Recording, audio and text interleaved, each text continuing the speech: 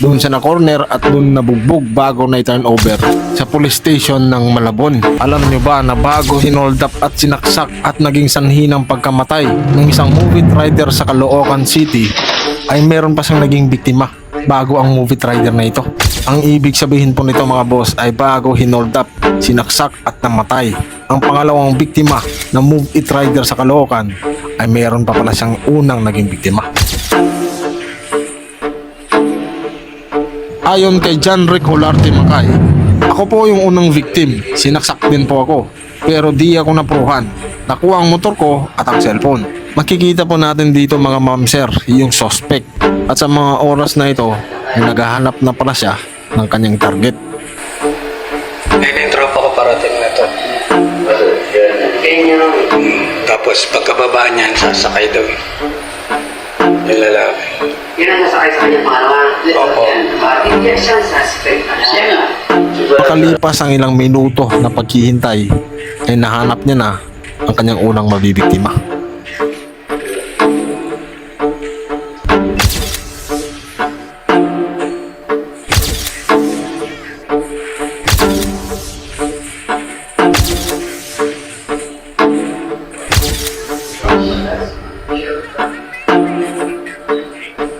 At ayon pa sa isang post ni Sir John Rick Olarte Macay, ako po yung unang biktima ni Jeffrey Katakutan. Sinaksak din po ako at kinuha motor ko July 4, 12:15 AM. Naisampa ko na rin po ang kaso, pasalamat lang po ako at di po ako napuruhan sa saksak sa akin.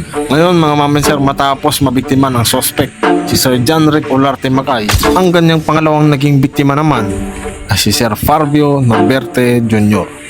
Makikita po natin dito ang suspect at ang kanyang pangalawang biktima na pagkatapos may hatid ng biktima ang suspect ay dito na rin niya sinaksak ang kanyang pangalawang biktima.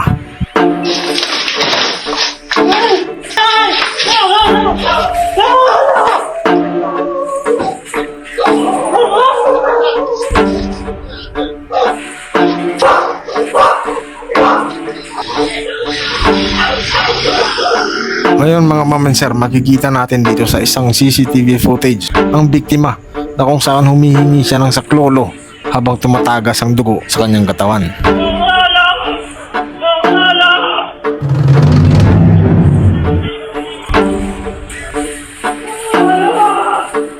Pero sa kasamaang palad ay namatay ang biktima.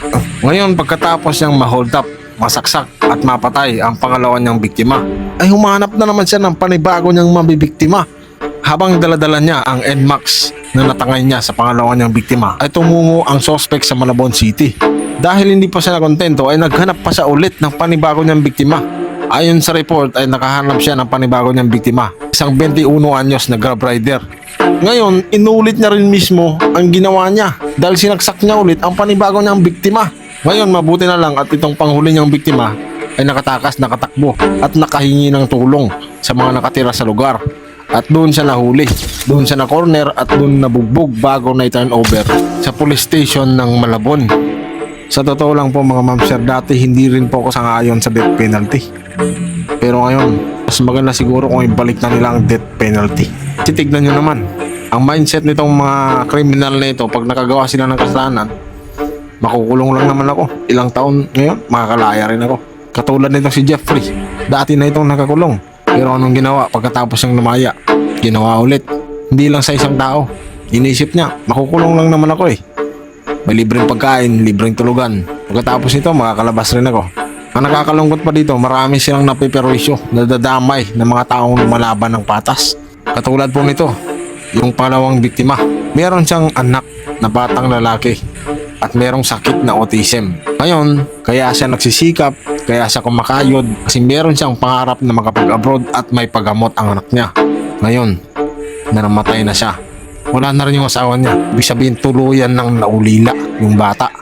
Sabihin man natin na merong tutulong dun sa bata, pero hindi na natin may babalik yung buhay na nawala. Tuluyan na siyang naulila sa mga magulang. Habang yung nakapatay sa kanya, buhay pa.